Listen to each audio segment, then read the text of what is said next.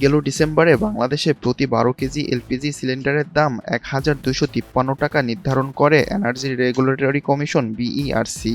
এরপর জানুয়ারির ৪ তারিখ রবিবার পরবর্তী দাম নির্ধারণের কথা রয়েছে। তবে তার আগেই বাজারে লাগাম ছাড়িয়েছে গ্যাসের দাম।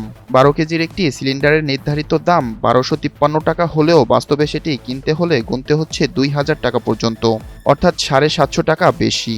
এক লাফে এত দাম বেড়ে যাওয়ায় ভোক্তাদের মাঝে সৃষ্টি হয়েছে ক্ষোভ। সাধারণত ভোক্তাদের নির্ধারিত দামের চেয়ে কিছুটা বেশি দিয়েই সিলিন্ডার কিনতে হয়, তবে এবারে আকাশচুম্বী মূল্যবৃদ্ধি পূর্বে সব রেকর্ড ছাড়িয়ে গিয়েছে। শুধু তাই নয়, রাজধানীর বিভিন্ন স্থানে এলপিজি সিলিন্ডারের তীব্র সংকটও দেখা দিয়েছে। ব্যবসায়ীরা বলছেন শীতকালে এলপিজির চাহিদা বাড়ে, কিন্তু সেই তুলনায় বাজারে সরবরাহ নেই। চাহিদা ও যোগানের এই অসামঞ্জস্যের কারণে দাম বাড়তি। তবে প্রতি সিলিন্ডারে ৭ থেকে ৮০০ টাকা দাম বাড়াকে অস্বাভাবিক বলে মনে করছেন ভোক্তারা।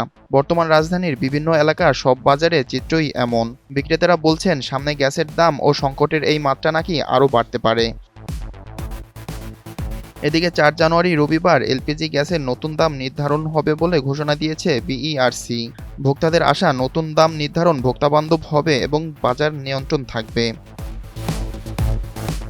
এর আগে গত ২ ডিসেম্বর সবশেষ সমন্বয় করা হয় এলপি গ্যাসের দাম। সে সময় ১২ কেজি সিলিন্ডারের দাম ৩৮ টাকা বাড়িয়ে ১,২৫৩ টাকা নির্ধারণ করা হয়। বিপ্লব শেখ, এনটিভি অনলাইন।